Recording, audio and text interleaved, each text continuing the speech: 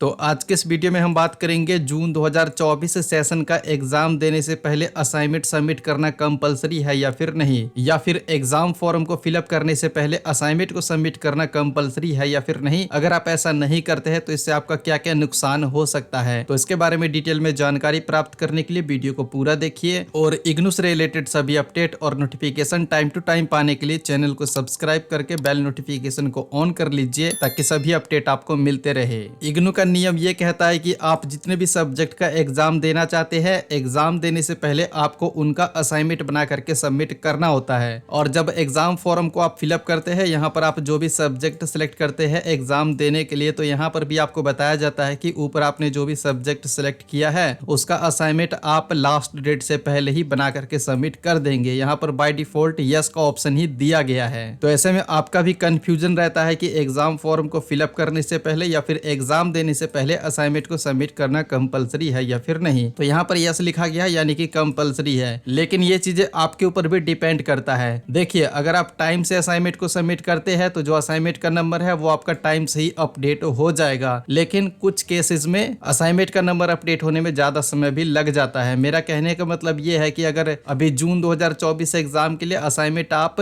सही समय पर सबमिट कर देते हैं तो जब आपका एग्जाम का रिजल्ट आएगा तो रिजल्ट के बाद आपका जो असाइनमेंट का नंबर है इसको अपडेट कर दिया जाएगा। लेकिन अगर अभी आप किसी वजह से असाइनमेंट को लास्ट डेट से पहले सबमिट नहीं कर सकते हैं तो इसको आप अगले सेशन में भी सबमिट कर सकते हैं। अब देखिए, इसके लिए भी एक शर्त है। मान लीजिए कि अभी आप एग्जाम देते हैं और आपको असाइनमेंट भी सबमिट करना है। अभी आप असाइनमेंट सबमिट करने के लिए भी एलिजिबल है जून 2024 एग्जाम के लिए, लेकिन अभी आप किसी वजह से सबमिट नहीं कर पाते हैं तो आप क्या कर सकते हैं कि अगले सेशन में सबमिट कर सकते हैं। इसके लिए जो आपका एडमिशन है कम से कम दिसंबर 2024 एग्जाम तक वैलिड होना चाहिए। अगर आपका एडमिशन दिसंबर 2024 तक वैलिड है, जो असाइनमेंट अभी आप सबमिट नहीं कर पाते हैं उसको आप सितंबर में सबमिट कर सकते हैं। या फिर आप ऐसे भी कर सकते हैं, मान लीजिए कि आपके पास 8 सब्जेक्ट है, 4 सब्जेक्ट का असाइनमेंट बन चुका है तो 4 सब्जेक्ट का असाइनमेंट आप अभी सबमिट कर सकते हैं और 4 सब्जेक्ट का जो असाइनमेंट है वो आप दिसंबर 2024 एग्जाम के लिए सितंबर में सबमिट कर सकते हैं। बस उसके लिए जो आपका एडमिशन है वो दिसंबर 2024 तक वैलिड होना चाहिए। तो अगर आपने असाइनमेंट को नहीं बनाया है या फिर बनाने में आपको ज्यादा समय लग सकता है तो आप बना लीजिए और फिर आप देख लेना कि आपको अभी सबमिट करना है या फिर सितंबर में। अगर अभी सबमिट करना चाहते हैं तो 30 अप्रैल से पहले आपको सबमिट करना होगा। अगर असाइनमेंट बनाने में आपको कोई भी दिक्कत आ रहा है, असाइनमेंट का आंसर आपको नहीं मिल रहा है, तो आप क्या कर सकते हैं कि इस व्हाट्सएप नंबर पर हमारे टीम से कॉन्टेक्ट कर सकते हैं और जो असाइनमेंट का आंसर है पीडीएफ फॉर्मेट में कम दामों में खरीद सकते हैं। जो व्हाट्सएप नंबर है नीचे डिस्क्रिप्शन बॉक्स में मैंने दे रखा है। तो इससे नुकसान क्या होगा वो भी आप समझ लीजिए। तो अगर अभी आप असाइनमेंट को सबमिट नहीं करते हैं, सिर्फ एग्जाम देते हैं, तो जब आपका एग्जाम का रिजल्ट आएगा तो आपका